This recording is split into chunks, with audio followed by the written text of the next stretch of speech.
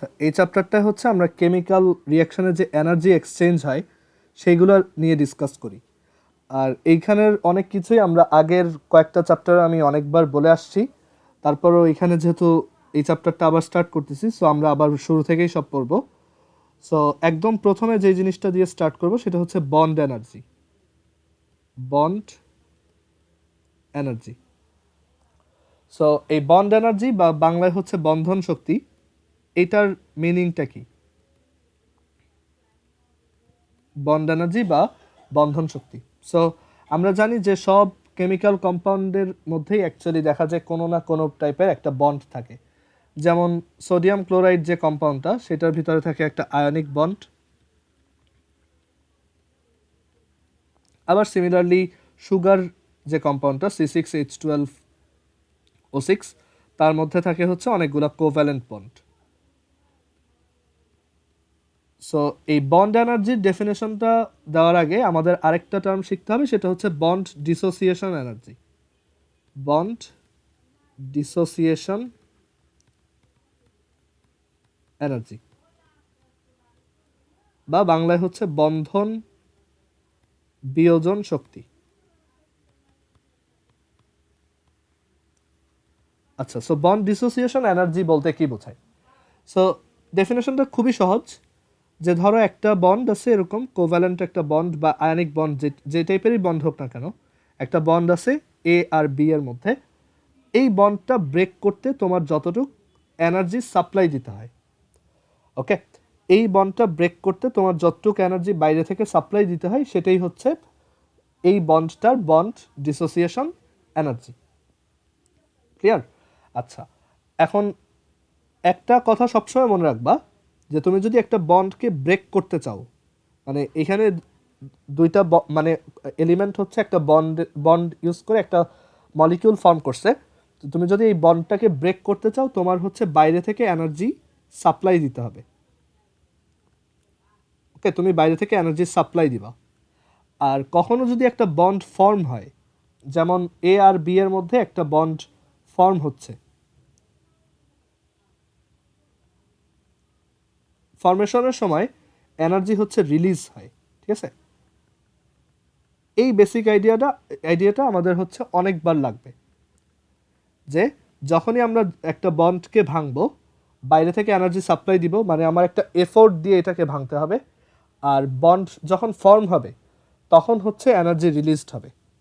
ওকে, so bond dissociation এনার্জির আইডিয়াটা হচ্ছে এরকম, যে একটা বন্ডকে ব্রেক করতে, যে কোনো একটা পার্টিকুলার বন্ডকে ব্রেক করতে যত এনার্জি দিতে হয়, সেটাই হচ্ছে ওই বন্ডের বন্ড ডিসোসিয়েশন এনার্জি।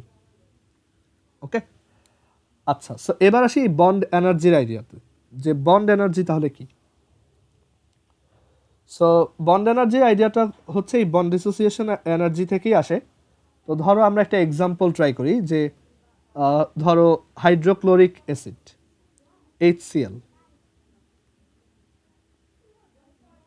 ওকে, তো এখন হাইড্রোক্লোরিক অ্যাসিড তুমি যখন নিবা, তার ভিতরে অবভিয়াসলি অনেকগুলো হাইড্রোক্লোরিক অ্যাসিডের মলিকিউল থাকবে, অনেকগুলো, একটা বা দুইটা না, অনেকগুলো একসাথে থাকবে। আর প্রত্যেকটা মলিকিউলের মধ্যেই অ্যাকচুয়ালি একটা হাইড্রোজেন একটা ক্লোরিনের সাথে একটা কোভ্যালেন্ট বন্ড ফর্ম করে আছে। সো এই আমরা জানি যে এক একটা বন্ড ব্রেক করতে যে এনার্জি লাগে, সেটা হচ্ছে বন্ড ডিসোসিয়েশন এনার্জি। সো ধরো এই যে বন্ডটাকে আমি ব্রেক করলাম, এইটা ব্রেক করতে আমার এনার্জি লাগছে হচ্ছে 30 কিলো জুল, মানে বাইরে থেকে এনার্জি দিছি, এটা তারপর ভেঙে গেছে। তারপর এইটা ব্রেক করতে সাপোজ আমার এনার্জি লাগছে হচ্ছে 50 কিলো জুল। ওকে, অ্যাকচুয়ালি সব বন্ডের ক্ষেত্রে এটা দেখা যায় একই হয় না। অ্যাকচুয়ালি একটা বন্ডের এনার্জির ক্ষেত্রে অনেক ধরনের ফ্যাক্টর রোল প্লে করে। সো দেখা যায় একই বন্ড, বাট মানে একই বন্ড, একটা কম্পাউন্ডের আলাদা আলাদা মলিকিউলে একই বন্ড আছে, বাট স্টিল দেখা যায় ভাঙার সময় কোনো একটা বন্ড হয়তো একটু বেশি এনার্জি কনজিউম করতেছে, কোনো একটা বন্ড হয়তো কম এনার্জি কনজিউম করতেছে। আর ধরো এইটা ব্রেক করতে আমাদের লাগছে হচ্ছে 40 কিলো জুল। সো একই টাইপের বন্ড, সবগুলোই হচ্ছে HCl বন্ড, বাট স্টিল সবগুলোর ভ্যালু হচ্ছে ডিফারেন্ট হইতে পারে, আবার সবাই সেমও হইতে পারে। সো আমরা যদি এই তিনটা ভ্যালুর অ্যাভারেজ নিই 30 plus 40 plus 50 divided by 3 which is 40, so এই যে অ্যাভারেজটা নিলাম, অ্যাভারেজ ভ্যালুটা আসছে হচ্ছে 40 কিলোজুল। এই ভ্যালুটাকে আমরা বলি হচ্ছে বন্ড এনার্জি, যে একটা HCl বন্ডের বন্ড এনার্জি হচ্ছে 40 কিলোজুল। ওকে, এখন এরকম তিনটা নিয়ে অ্যাভারেজ করলেই হবে না, এটার একটা সুন্দর ডেফিনেশন আছে যে বন্ড এনার্জি বলতে আমরা কি বুঝি। বন্ড এনার্জি হচ্ছে the average of all the bond dissociation energies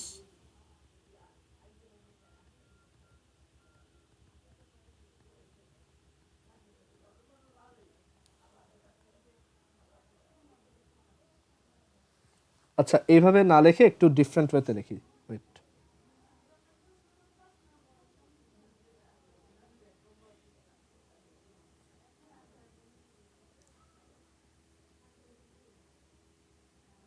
the average energy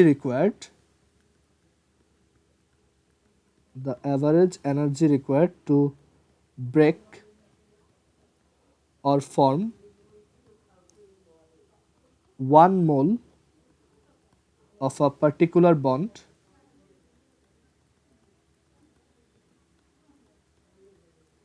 is called the bond energy of that bond.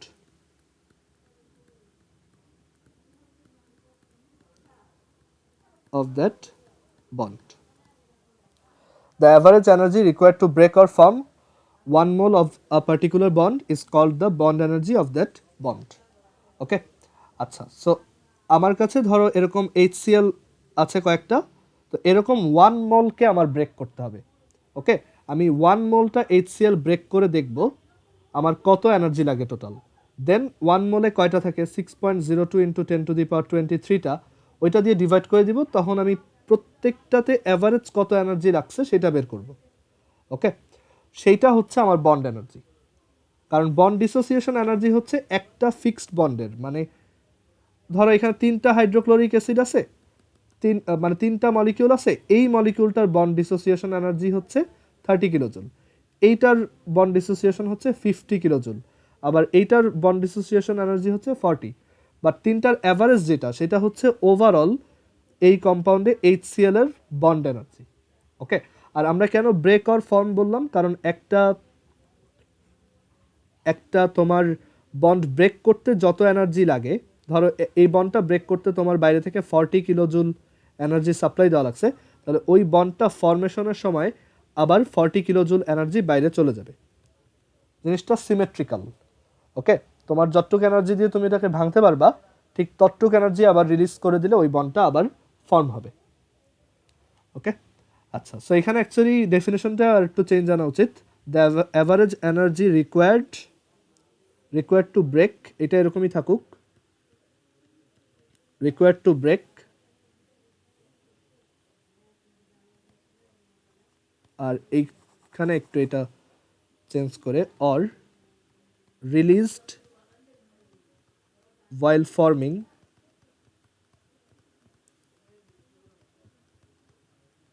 1 mole of a particular bond is called the bond energy of that bond. So আমরা যে কোনো একটা বন্ডের মানে এই HCl এর bond energy বের করার জন্য আমার যেটা করতে হবে, 1 মোল HCl নিতে হবে। 1 mole HCl, that is 6.02 into 10⁻23টা HCl মলিকিউল নিব, আমি প্রত্যেকটাকে ভাঙবো, সবার যে বন্ড ডিসোসিয়েশন এনার্জি সেগুলো সব সাম করব, সাম করে দেন আমি 6.02 ইন্টু 10⁻23 দিয়ে ডিভাইড করব, দ্যাট ইজ অ্যাভারেজ নিব, সেটাই হচ্ছে আমার বন্ড এনার্জি। সো আমরা এটাকে একটু ম্যাথমেটিক্যালি এভাবে লিখে রাখতে পারি যে bond energy is equal to, এটা হচ্ছে অ্যাভোগাড্রোস নাম্বার, আর এটা হচ্ছে summation of bond dissociation energy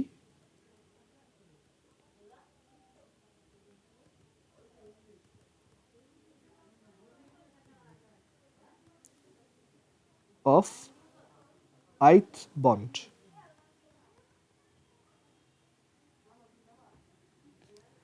I number বন্ডকে আমার ভাঙতে যতটুকু এনার্জি লাগে এইগুলোর সবার সামেশন নিচ্ছি। এটা হচ্ছে সামেশন সাইন, যেখানে আই এর ভ্যালু হচ্ছে 1 থেকে এনে। মানে আমার 1 মোল বন্ড ভাঙবো, সবারটার সাম নিব, সবার বন্ড ডিসোসিয়েশন এনার্জির সাম নিব, আর দেন আমার এনে দিয়ে আমি ওইটাকে ডিভাইড করব, তাহলে আমি ওই বন্ডটার বন্ড এনার্জি পাবো। অ্যান্ড দেখা যায় এটা অ্যাকচুয়ালি বন্ড ডিসোসিয়েশন এনার্জি আর বন্ড এনার্জি ভ্যালু খুবই কাছাকাছি হয়। ওকে, মানে অ্যাভারেজ তো, সো সবার কাছাকাছি একটা ভ্যালুই আসে। আর বন্ড ডিসোসিয়েশন এনার্জি হচ্ছে সিম্পলি একটা বন্ড ভাঙতে কতটুকু এনার্জি খরচ করতেছো সেটা। আচ্ছা, সো বন্ড এনার্জির ইউনিট কি হবে? সো এটার ইউনিট হবে কিলো জুল পার মোল।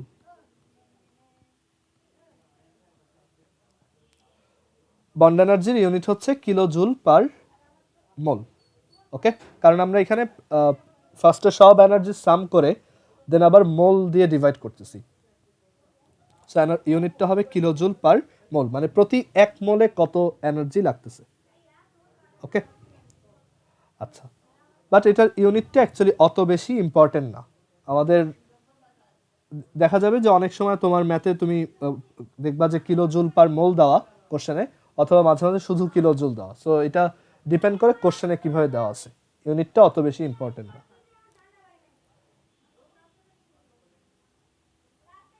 আচ্ছা, সো আমরা তাহলে পরের টপিকে যাই।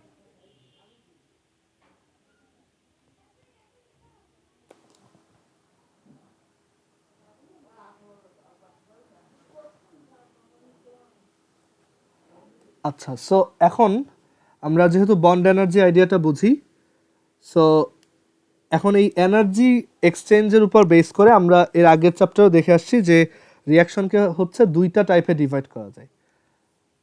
ওকে, সো কেমিক্যাল রিয়াকশনস,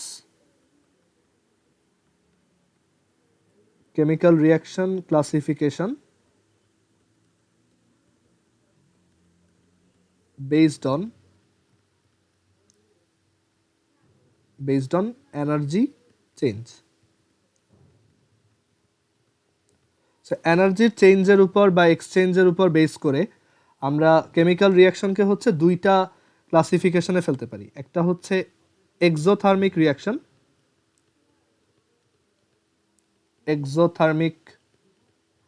রিয়াকশন, আর একটা হচ্ছে এন্ডোথার্মিক রিয়াকশন,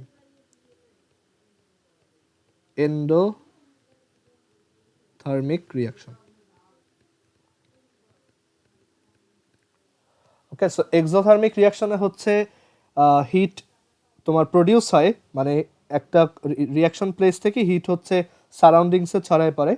আর এন্ডোথার্মিক রিয়াকশনে হচ্ছে হিট অ্যাবজর্বড হয়, দ্যাট ইজ সারাউন্ডিং থেকে একটা কেমিক্যাল রিয়াকশন হিট অ্যাবজর্ব করে। ওকে, সো এই চ্যাপ্টারটা যে আমরা পড়ব এইখানে হচ্ছে আমাদের তোমার ফিজিক্সের কিছু আইডিয়া খুব কাজে লাগবে। আর ফিজিক্সের যেই ফিল্ডটা হচ্ছে এই যে টেম্পারেচার, তারপর হচ্ছে হিট এনার্জি ইটসেট্রা নিয়ে ডিল করে, ফিজিক্সের সেই ফিল্ডটাকে বলা হয় হচ্ছে থার্মোডাইনামিক্স। সো এখানে থার্মোডাইনামিক্সের কিছু আইডিয়া আমরা একটু ব্রিফলি শিখে নিব, তাতে এই চ্যাপ্টারটা আমাদের পড়া খুব ইজিয়ার হবে আর কি। আচ্ছা, সো থার্মোডাইনামিক্স থেকে কয়েকটা টার্ম হচ্ছে আমরা কেমিস্ট্রিতে ইউজ করব। তো একটা এক্সপেরিমেন্ট আমরা যেখানে করি, মানে যতটুক হচ্ছে আমার এক্সপেরিমেন্টের মধ্যে ইনক্লুডেড, সেইটাকে আমরা বলি হচ্ছে সিস্টেম। ওকে, আর এইটার চারপাশে যা আছে, সিস্টেমের চারপাশে এই যে পুরো ইউনিভার্স যা আছে, মানে সিস্টেমের চারপাশে যা আছে সেটাকে বলা হয় হচ্ছে সারাউন্ডিংস। ওকে, ব্যাপারটা হচ্ছে এরকম যে সিস্টেম আর সারাউন্ডিংস মিলেই হচ্ছে আমাদের ইউনিভার্স।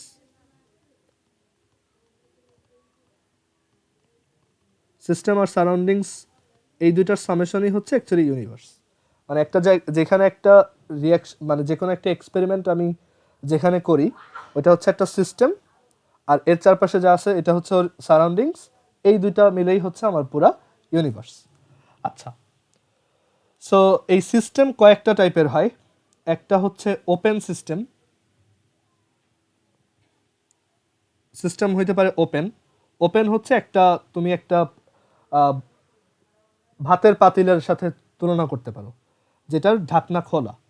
ওকে, সো ওপেন সিস্টেম মানে হচ্ছে এমন একটা সিস্টেম যে বাইরে হচ্ছে বাইরের সারাউন্ডিংসের সাথে ম্যাস এক্সচেঞ্জ করতে পারে, আবার এনার্জিও এক্সচেঞ্জ করতে পারে, দুইটাই এক্সচেঞ্জ করতে পারে। যেমন একটা ভাতের পাতিল, ঠিক আছে, ওইটা যখন চুলার উপরে থাকে তখন হচ্ছে ও বাইরে থেকে যেমন হিট নিচ্ছে, ওইখানে হচ্ছে এনার্জি এক্সচেঞ্জ হচ্ছে, আবার কিছু ওয়াটার কিন্তু ভেপারাইজ হয়ে বাইরে চলে যাচ্ছে। সো হচ্ছে সারাউন্ডিংসের সাথে ম্যাসও এক্সচেঞ্জ করতে পারতেছে। সো এটা হচ্ছে একটা ওপেন সিস্টেমের এক্সাম্পল। আচ্ছা, দেন একটা ক্লোজড সিস্টেম। ক্লোজড সিস্টেম হচ্ছে এই ভাতের পাতিলটায় তুমি যদি একটা ঢাকনা দিয়ে রাখো বা একটা ক্লোজড সিলিন্ডার, এটা হচ্ছে একটা ক্লোজড সিস্টেম। কারণ ক্লোজড সিস্টেম হচ্ছে শুধু এনার্জি এক্সচেঞ্জ করতে পারে, যে এখানে তুমি নিচ থেকে হিট দিবা, ও ওই এনার্জিটা নিতে পারবে, অথবা সারাউন্ডিংসে ও হিট ছেড়ে দিয়ে আস্তে আস্তে ঠান্ডা হইতে পারবে। এগুলাকে বলা হয় ক্লোজড সিস্টেম। বাট ও ভিতর থেকে কোনো ম্যাসকে কিন্তু বাইরে হইতে দিবে না। সো এর জন্য ক্লোজড সিস্টেম হচ্ছে তারা যারা শুধু এনার্জি এক্সচেঞ্জ করতে পারে বাট ম্যাস এক্সচেঞ্জ করতে পারে না। আচ্ছা, দেন থার্ড টাইপের যে সিস্টেমটা আছে সেটাকে বলা হয় আইসোলেটেড সিস্টেম।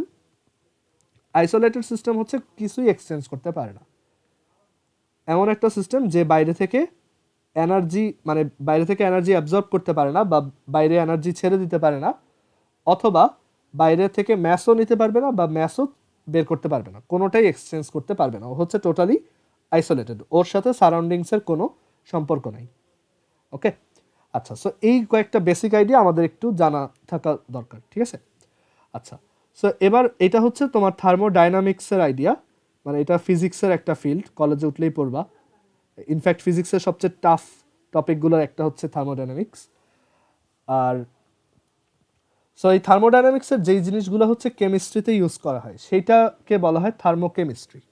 আর এই যে চ্যাপ্টারটা আমরা পড়বো এটা হচ্ছে অ্যাকচুয়ালি, মানে এটার অ্যাকচুয়াল নাম দেওয়া উচিত ছিল থার্মোকেমিস্ট্রি, বাট বইতে দিছে এটা কেমিক্যাল এনার্জি আর কি, বাট এটা হচ্ছে থার্মোকেমিস্ট্রির চ্যাপ্টার। আচ্ছা, সো থার্মোকেমিস্ট্রিতে আমরা হচ্ছে এই কেমিক্যাল রিয়াকশনে এনার্জির এক্সচেঞ্জগুলো নিয়ে কাজ করি। সো থার্মোকেমিস্ট্রিতে আমাদের হচ্ছে কিছু বেসিক জিনিস জানতে হবে, যে একটা রিয়াকশন অ্যাকচুয়ালি কীভাবে হয়। সো একটা রিয়াকশনে হচ্ছে কিছু রিয়াক্ট্যান্ট থাকে আর কিছু প্রোডাক্ট প্রডিউস হয়। আর এই যে রিয়াক্ট্যান্ট যেগুলো আছে তাদের প্রত্যেকের হচ্ছে একটা ইন্টারনাল এনার্জি থাকে। যেমন এই এর একটা ইন্টারনাল এনার্জি আছে। ইন্টারনাল এনার্জিটা কোত্থেকে আসছে সেটাতে একটু পরে আসতেছি। তারপর বি এর একটা ইন্টারনাল এনার্জি আছে। ওকে, সিমিলারলি সি এরও আছে, আবার ডি এরও আছে। সবারই ইন্টারনাল এনার্জি আছে আর কি। তো এখন আমরা একটু দেখি যে এই ইন্টারনাল এনার্জিটার সোর্স কি, মানে এই ইন্টারনাল এনার্জিগুলো কোত্থেকে আসে। তো এ হচ্ছে একটা রিয়াক্ট্যান্ট। তো একটা রিয়াক্ট্যান্ট হচ্ছে একটা কেমিক্যাল কম্পাউন্ড, তার মধ্যে ডেফিনেটলি অনেক মলিকিউল থাকে, সেই মলিকিউলগুলোর মধ্যে আবার প্রচুর এলিমেন্ট থাকে, সেই এলিমেন্টগুলোর মধ্যে আবার ইলেকট্রন আছে, সেই ইলেকট্রনগুলো কিন্তু রোটেটিং, তাই না? ইলেকট্রনগুলো হচ্ছে রোটেটিং। তারপর ইনফ্যাক্ট এই যে বন্ড যেগুলো থাকে, এই বন্ডগুলো হচ্ছে ভাইব্রেট করতে থাকে। ওকে, সো এখানে কয়েকটা টাইপের এনার্জি আছে। যেমন এই ইলেকট্রনগুলোর পটেনশিয়াল এনার্জি আছে, কারণ তারা একটা ইলেকট্রিক ফিল্ডের মধ্যে রোটেট করতেছে। সো তাদের একটা পটেনশিয়াল এনার্জি আছে। আমরা যখন ফিজিক্সে স্ট্যাটিক ইলেকট্রিসিটি পড়ব তখন দেখব যে এই ইলেকট্রিক্যাল ফিল্ডেও পটেনশিয়াল এনার্জি থাকে, যেমন গ্র্যাভিটিতে থাকে। আচ্ছা, পটেনশিয়াল এনার্জি আছে। তারপর এই ইলেকট্রনগুলোর কাইনেটিক এনার্জি আছে। তারপর এখানে অনেক ধরনের ভাইব্রেশনাল এনার্জি আছে।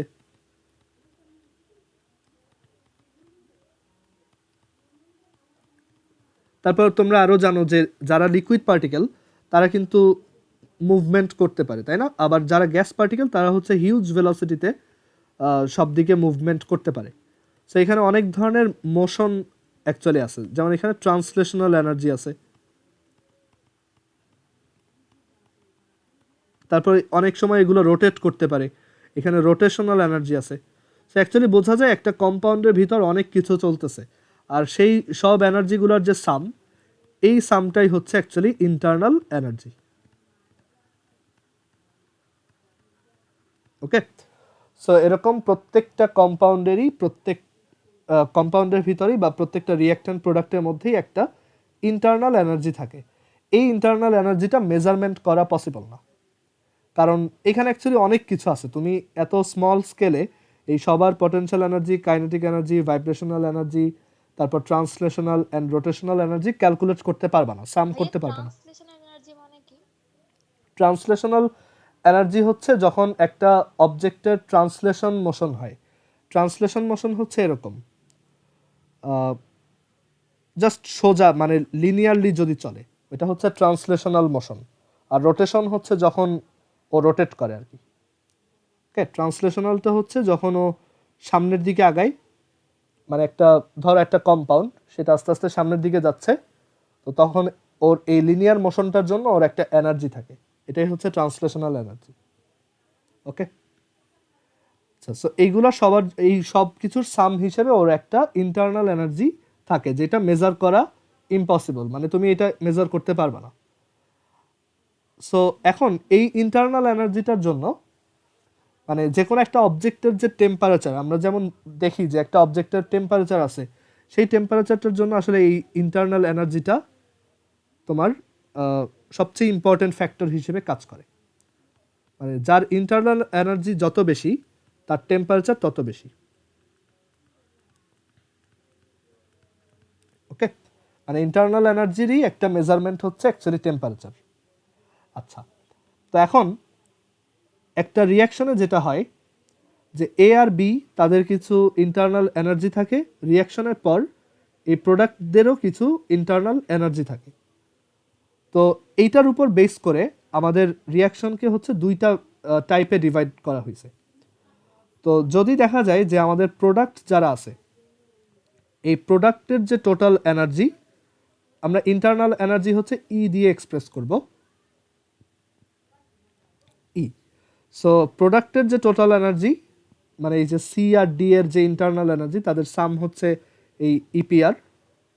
এইটা যদি তোমার লেস দেন ই আর ই হয়, মানে রিয়াক্টেন্টের টোটাল ইন্টারনাল এনার্জি থেকে স্মল হয়, তখন আমি কি বলতে পারি যে প্রথমে হচ্ছে আমাদের এইটার ভিতরে অনেক এনার্জি ছিল, রিয়াকশনের পর ওরা সি আর ডিতে কনভার্ট হয়ে গেছে, বাট দেখা গেল মানে ধরো প্রথমে এই দুইজনের টোটাল ইন্টারনাল এনার্জি ছিল হচ্ছে 50 কিলোজুল, বাট রিয়াকশনের পর দেখা গেল সি আর ডি এর টোটাল এনার্জি হচ্ছে 30 কিলোজুল, মানে ইপিআর এর ভ্যালুটা ই আর ই থেকে স্মল। তাহলে আমি কি বলতে পারি, এই বাকি যে 20 কিলোজুল এনার্জিটা কই গেছে বলো তো? এটা যদি আমাদের রিয়াকশনের সিস্টেম হয় বা এটা যদি আমাদের রিয়াকশন প্লেস হয়, তাহলে ওই 20 কিলোজুলটা কই গেল বলো তো? ওইটা হচ্ছে সারাউন্ডিংসে চলে গেছে, বুঝতে পারছো? রিলিজ হয়ে গেছে, হ্যাঁ। সো এরকম হওয়া মানে কি, এখানে এই ইপিআর যদি লেস দ্যান ই আর ই হয়, তখন আমি বলতে পারি যে energy is released to the surroundings, মানে আমাদের সিস্টেম থেকে এনার্জি সারাউন্ডিংসে চলে গেছে। ওকে, সো এই রিয়াকশনটাকে আমরা তখন বলি এক্সোথার্মিক রিয়াকশন। এই টাইপের রিয়াকশনকেই আমরা বলি এক্সোথার্মিক রিয়াকশন। ওকে, আর এই যে ইপিআর আর ইআর এর মধ্যে একটা ডিফারেন্স, এইটাকেই আমরা ডেল এইচ দিয়ে ইন্ডিকেট করি। Okay, del H is equal to হচ্ছে ইপিআর, দ্যাট ইজ প্রোডাক্টের। আচ্ছা, আমরা এখানে বারবার পিআর আর ই না লিখে এটাকে ইপি লিখবো আর এটাকে ইআর লিখবো। সো এটা হচ্ছে এই যে ইপি মাইনাস ইআর, এটাই হচ্ছে ডেল এইচ। সো এক্সোথার্মিক রিয়াকশনে দেখো ডেল এইচ এর ভ্যালুটা কেমন আসবে, ইপির value less than ER. So EP থেকে যখন ইআরকে সাবট্রাক্ট করবা, তুমি একটা মাইনাস ভ্যালু পাবা। সো এক্সোথার্মিক রিয়াকশনের জন্য ডেল এইচ এর ভ্যালুটা হচ্ছে নেগেটিভ। ওকে, আর যে কোনো একটা রিয়াকশনের ডেল এইচ মানে হচ্ছে প্রোডাক্টের টোটাল ইন্টারনাল এনার্জি মাইনাস রিয়াক্টেন্টের total internal energy. Del H is equal to EP minus ER, এটা একটা ফর্মুলা। আচ্ছা, এখন সেকেন্ড কেসটা দেখার আগে আমরা এটার একটা ডায়াগ্রাম দেখে নিব যে অ্যাকচুয়ালি একটা রিয়াকশন ঘটার সময় কি কি হয়। সো এখানে আমরা দুইটা গ্রাফ আঁকবো।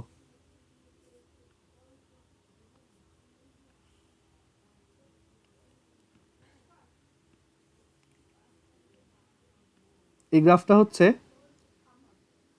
Reaction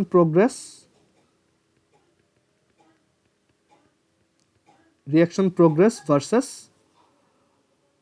energy curve. এটা হচ্ছে এনার্জি।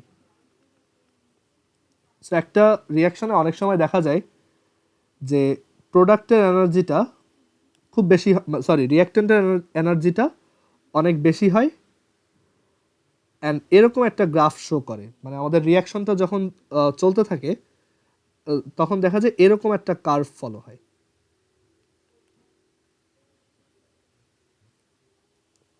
ওকে, এরকম একটা কার্ভ ফলো হয়। সো এখানে আমরা বুঝতে পারতেছি যে এইটা হচ্ছে ইনিশিয়ালি এনার্জি আর এটা হচ্ছে ফাইনাল এনার্জি। মানে আমাদের রিয়াকশনটা যদি ধরো এ প্লাস বি থেকে সি প্লাস ডি হয়, এইটা হচ্ছে আমার এ আর বি এর এনার্জি এই জায়গাটা, আর এই জায়গাটা হচ্ছে সি আর ডি এর এনার্জি, এই জায়গাটা হচ্ছে সি প্লাস ডি।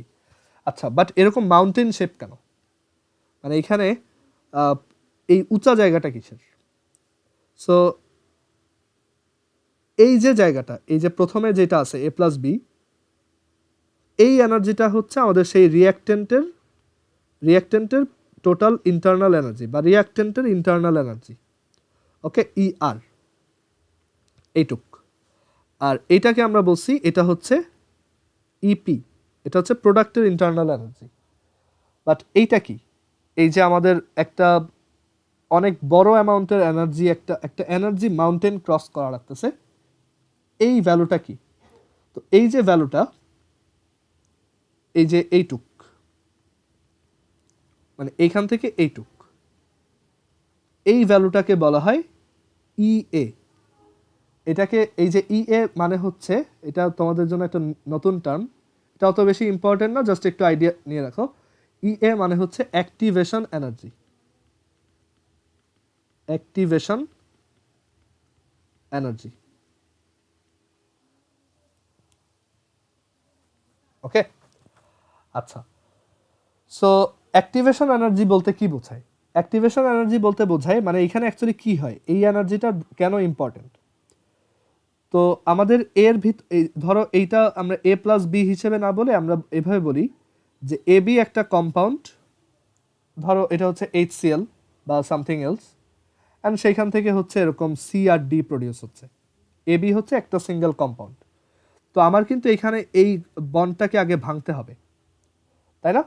সো এই যে বন্ড ভাঙার জন্য যত এনার্জি দরকার, অ্যান্ড শুধু বন্ডটা ভাঙলেই হবে না, এটা আরেকটু বেটার একটা এক্সাম্পল দিয়ে বলি। ধরো একটা কম্পাউন্ড হচ্ছে এবি আর একটা কম্পাউন্ড হচ্ছে সিডি, অ্যান্ড তারা রিয়্যাক্ট করে এসি আর বিডি প্রডিউস করলো। তো আমাদের এই রিয়াকশনটা হওয়ার জন্য প্রথমে কিন্তু এই এ আর বিকে ভাঙতে হবে, আবার সি আর ডিকেও ভাঙতে হবে। তো এই যে অ্যামাউন্ট অফ এনার্জিটা আমার দরকার, আবার তারপর হচ্ছে এই এ কে এই সি এর সাথে অ্যাড হওয়ার জন্য পর্যাপ্ত পরিমাণ বা sufficient amount of energy supply দিতে হবে, আবার এই বি কে ডি এর সাথে অ্যাড করার জন্য কিছু কাইনেটিক এনার্জি দরকার। সেই এনার্জিগুলো আমরা দিই হচ্ছে এই লেভেলে। হ্যাঁ জাইনাফ বলো।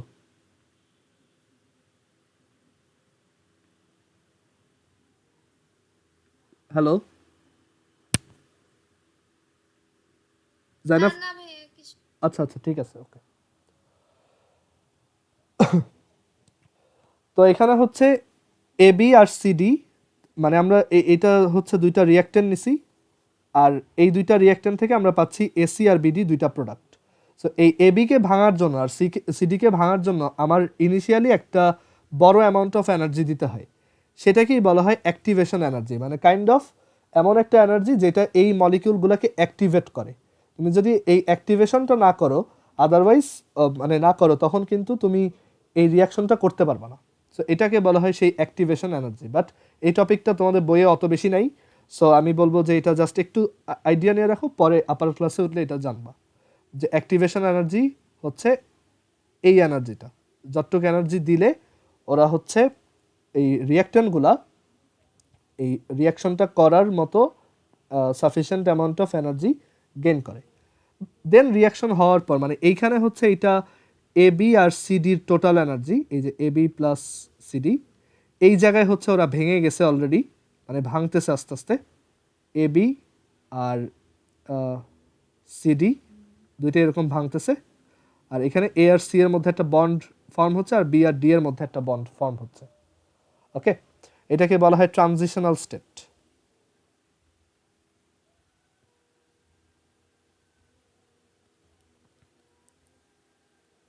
অ্যান্ড দেন ওরা বন্ড ফর্ম করে এখানে হচ্ছে ফাইনালি আবার এসি আর বিডি ফর্ম করে। আচ্ছা, তো এইখানে এই গ্রাফটায় এই যে ইপি আর ইআর এর যে ইপি থেকে ইআরকে যদি সাবট্রাক্ট করো, বা এই যে ডিফারেন্সটা, এই ডিফারেন্সটাই হচ্ছে ডেল এইচ,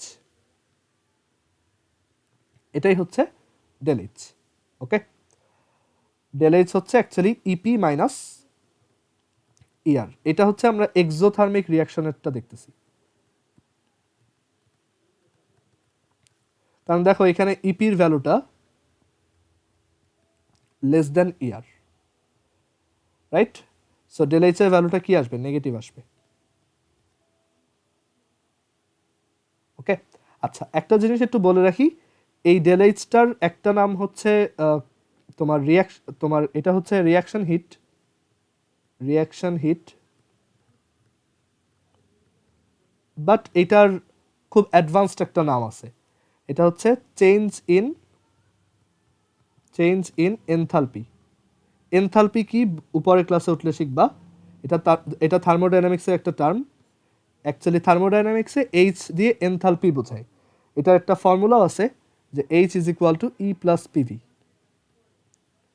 যেখানে ই হচ্ছে ইন্টারনাল এনার্জি, পি হচ্ছে প্রেশার, ভি হচ্ছে ভলিউম। সো এই ই প্লাস পিভি এর সামকেই বলা হয় এনথালপি, আর ডেল এইচ হচ্ছে চেঞ্জ ইন এনথালপি। এনিওয়েজ, এটা উপরের ক্লাসে উঠলে শিখবা। বাট আমরা এইখানে এটাকে রিয়াকশন হিট বলবো। ওকে, তুমি এনথালপি চেঞ্জ বললেও সমস্যা নেই, তোমার বইতেই দেখবা অনেক জায়গায় এটাকে বলছে change in enthalpy. Okay, but reaction heat বলাটাই সহজ। আচ্ছা, সো এটা ছিল এক্সোথার্মিকের জন্য। এন্ডোথার্মিকের জন্য কি হবে দেখি।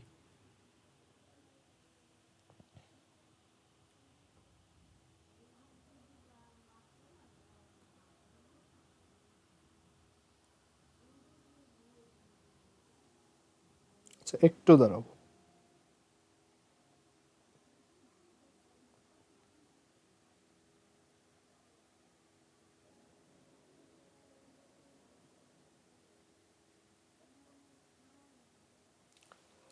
আচ্ছা, সো এবার আমরা হচ্ছে এন্ডোথার্মিক রিয়াকশনের জন্য এটা দেখি।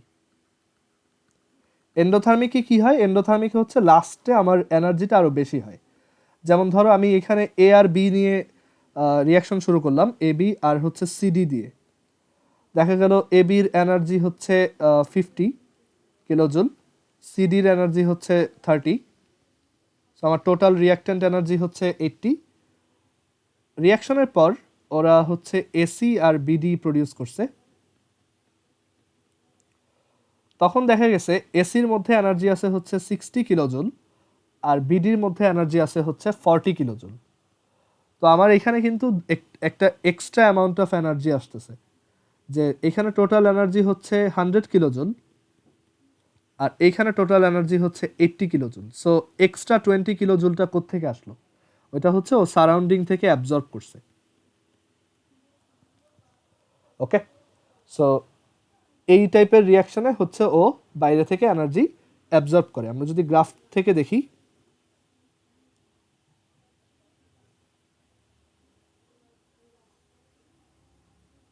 আমরা এরকম একটা গ্রাফ পাবো, যে এখানে ইনিশিয়ালি প্রোডাক্টের ইন্টারনাল এনার্জি, রিঅ্যাক্টেন্টের ইন্টারনাল এনার্জিটা কম, বাট ফাইনাল এনার্জিটা বেশি। ওকে, এখানে দেখো ইপির ভ্যালুটা অনেক বড়।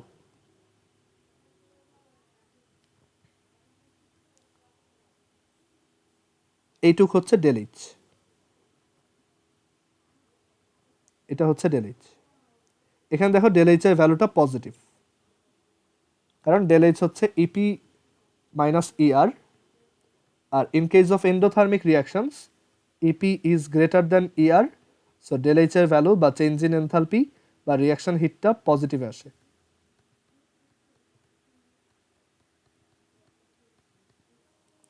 আচ্ছা, এখানে ইএ কোনটা?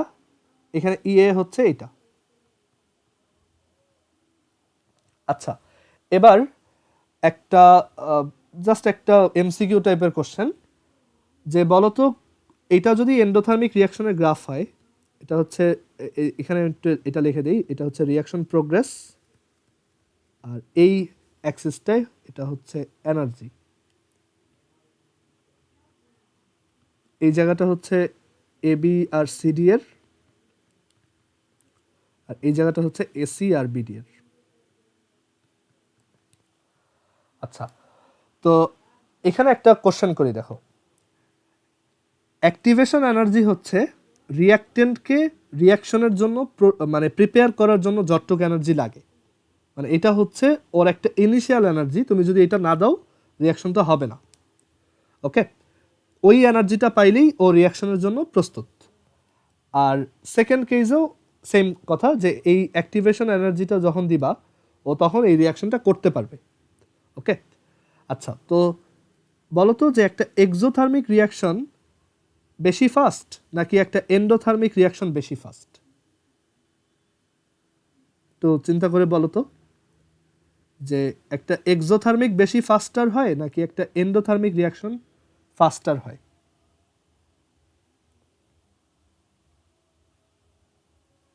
Endothermic maybe. কি রিজন? অ্যাক্টিভেশন এনার্জিটা বেশি দেখা। তাহলে কি উল্টাটা হওয়ার কথা না, যে যেহেতু বেশি এনার্জি, ওর হচ্ছে বাইরে থেকে এই অ্যামাউন্ট অফ এনার্জিটা খাইতে টাইম লাগবে, তারপর রিয়াকশনটা করবে। বাট এক্সোথার্মিকের ক্ষেত্রে ওইটা না, অ্যাক্টিভেশন এনার্জিটা খুবই কম, সো খুব তাড়াতাড়ি ওই এনার্জিটা অ্যাচিভ করে ফেলবে অ্যান্ড দেন রিয়াকশনটা খুব ইজিলি পারফর্ম করতে পারবে। সো একটা এক্সোথার্মিক রিয়াকশন হচ্ছে এন্ডোথার্মিক রিয়াকশন থেকে ফাস্টার।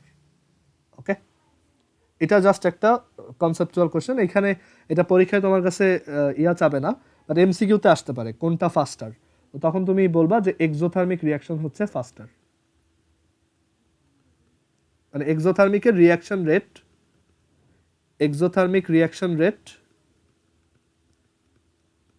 Is greater than endothermic reaction rate.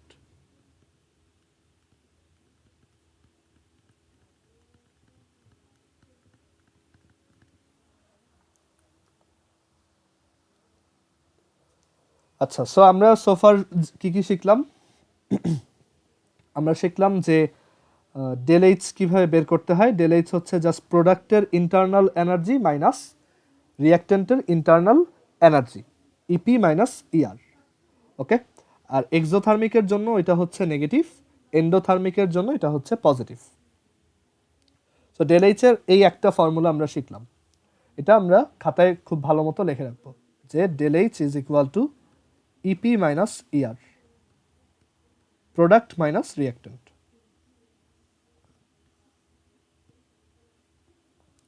এবার ডেল এইচ এর সেকেন্ড আর একটা ফর্মুলা আমরা বের করি।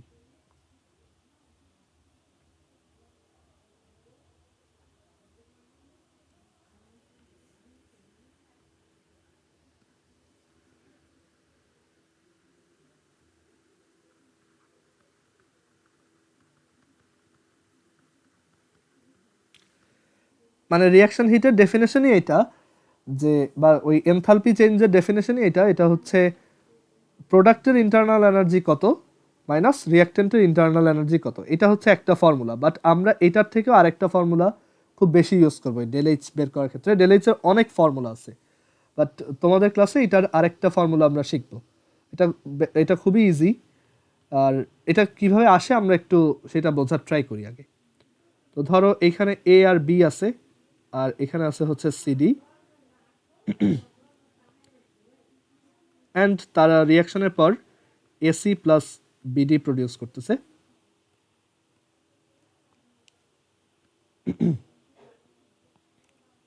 আচ্ছা, তো ধরো এই বন্ডটা ভাঙার ক্ষেত্রে আমি এইগুলো হচ্ছে আমার কাছে ধরো কোনো একটা বন্ড স্ম্যাশার আছে, সো আমি ওই বন্ড স্ম্যাশার দিয়ে এই বন্ডগুলোকে ভাঙতেছি। তো এবি বন্ডটা ভাঙার সময় দেখা গেল আমার হচ্ছে বাইরে থেকে 50 কিলো জুল এনার্জি দিয়ে এটাকে বাড়ি দিতে হয়েছে, তারপর এটা ভাঙছে। ওকে, মানে 50 কিলো জুল এনার্জি লাগছে এটা ভাঙতে। আর সিডি বন্ডটা ভাঙার সময় আমি দেখলাম আমার হচ্ছে 30 কিলো জুল এনার্জি লাগছে এটা ব্রেক করতে। ওকে, আর যখন বন্ড ফর্ম হয়েছে, আমরা তো জানি বন্ড ফর্মেশনের সময় এনার্জি রিলিজ হয়। বন্ড ফর্মেশনের সময় আমি দেখলাম কি, যে এই বন্ডটা ফর্মেশনের সময় তোমার এনার্জি লাগছে হচ্ছে আচ্ছা, এখানে আমি আরেকটু ডিফারেন্ট, আরেকটু ভালোভাবে এটা বোঝানোর অ্যাপ্রোচ নেই। ওয়েট, ধরো এইটার মধ্যে ইন্টারনাল এনার্জি ছিল 50 কিলো জুল, এটার মধ্যে ইন্টারনাল এনার্জি ছিল 30 কিলো জুল। এটা একটা ওই যে আমরা এন্ডোথার্মিকের যে এক্সাম্পলটা দেখছিলাম সেটাই এখানে একটু আবার লিখতেছি। অ্যান্ড দেখা গেল এসির মধ্যে ইন্টারনাল এনার্জি এরপর হয়েছে 60 কিলো জুল, আর বিডির মধ্যে হয়েছে 40 কিলো জুল। ওকে, ধরো এটা হচ্ছে এবি হচ্ছে একটা মানুষ, তার পকেটে এখন 50 কিলো জুল টাকা আছে। সিডি হচ্ছে আরেকজন, তার পকেটে 30 টাকা আছে।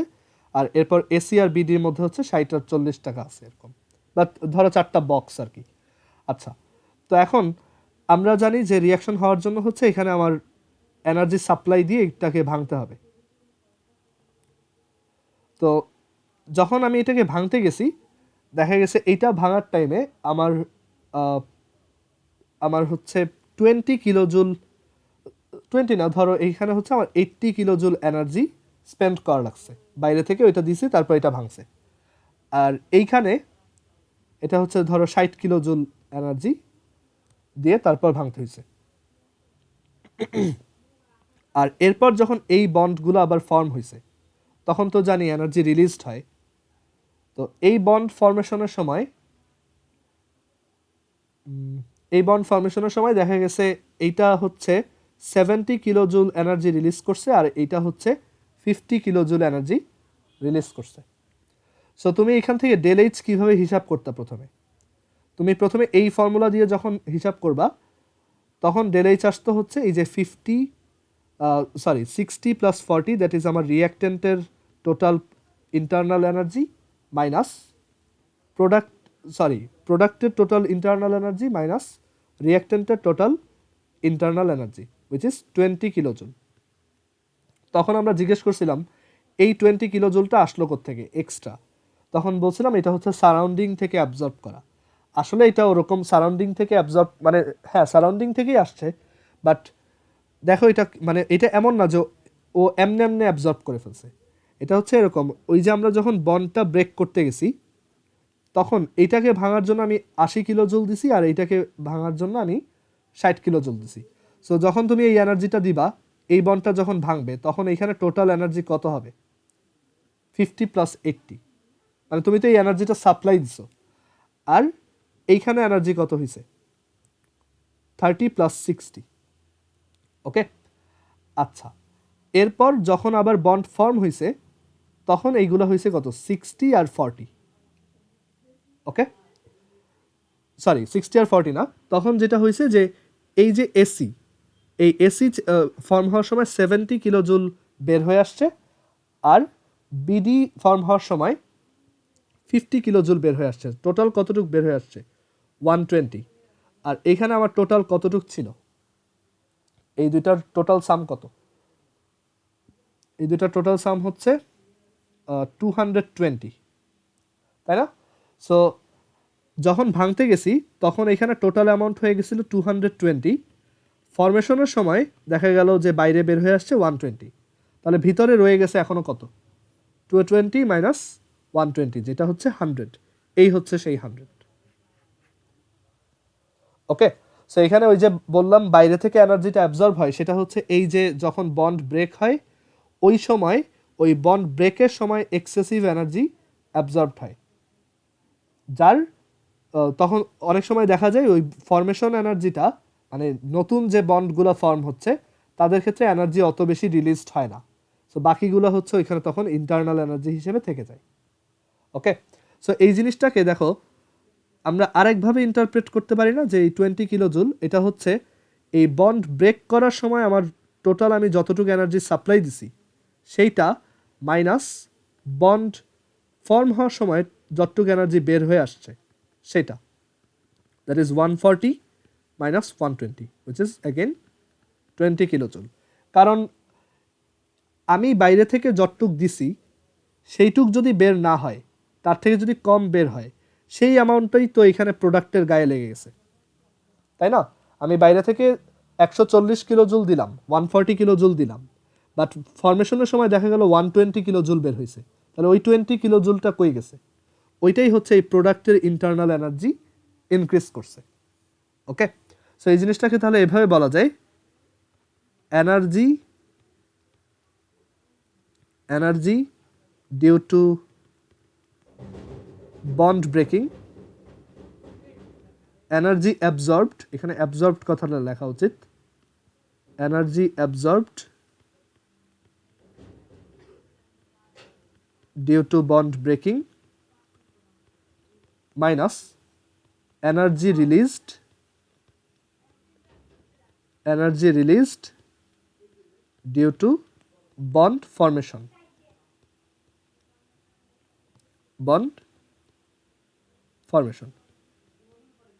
আর এটাকে আরো সহজে মনে রাখতে পারো, বাংলায় আমরা যেভাবে মনে রাখি এটা হচ্ছে ভাগ। ভাগ মানে হচ্ছে ভাঙা মাইনাস গড়া, আর ইংলিশে হচ্ছে break minus form.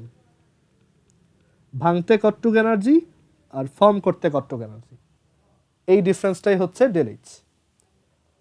Okay, but জিনিসটা মনে রাখা উচিত যে ভাঙার সময় হচ্ছে আমি বাইরে থেকে এনার্জি দেই, আর ফর্ম করার সময় হচ্ছে ওইটা বের হয়ে আসে, মানে এনার্জিটা রিলিজড হয়। ওকে, আচ্ছা, সো একটা সিম্পল ম্যাথ দেখা যাক।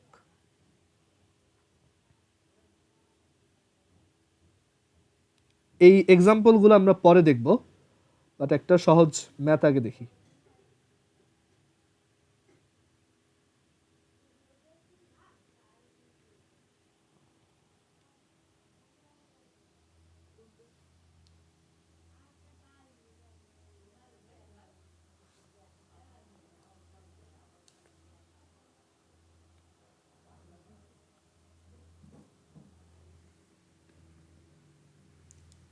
আচ্ছা, সো বলছে determine the heat change in the reaction methane plus chlorine is equal to chloromethane plus chlorine.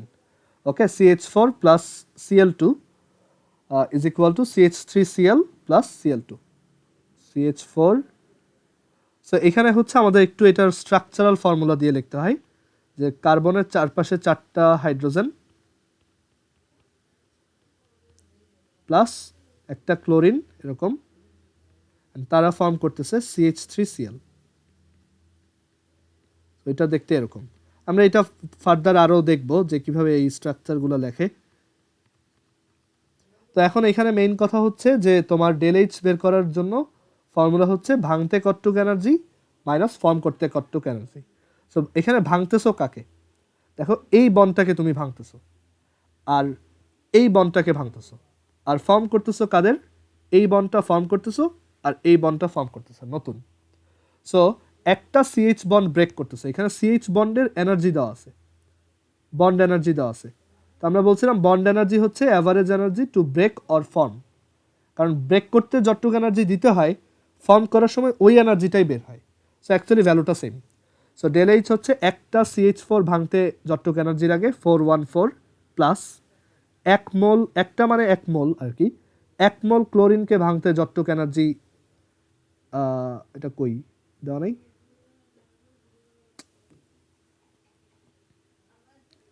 Chlorine chlorine bond energy হচ্ছে 244। ওকে, সো একটা ক্লোরিনকে ভাঙতে হচ্ছে 244 এনার্জি লাগে। সো এই হচ্ছে টোটাল ব্রেক করার এনার্জি। আর ফর্ম করতেছি কাকে? একটা সিসিএল কে। সিসিএল এর বন্ড এনার্জি 244। কি রে, সিসিএল হচ্ছে 326, বইতে ভুল দিয়ে রাখছে। আচ্ছা, এটা হচ্ছে 326 প্লাস এইচসিএল। একটা এইচসিএল এর বন্ড এনার্জি, মানে একটা এইচসিএল বন্ড ফর্ম করতে এনার্জি রিলিজড হয় হচ্ছে এত। সো এটা ক্যালকুলেট করলেই তুমি ডেল এইচটা পেয়ে যাবা। আমরা এগুলো আরও দেখবো সামনে, আজকে জাস্ট একটু স্টার্ট করে দিলাম। ওকে, ঠিক আছে, আজকে ক্লাস এই পর্যন্তই।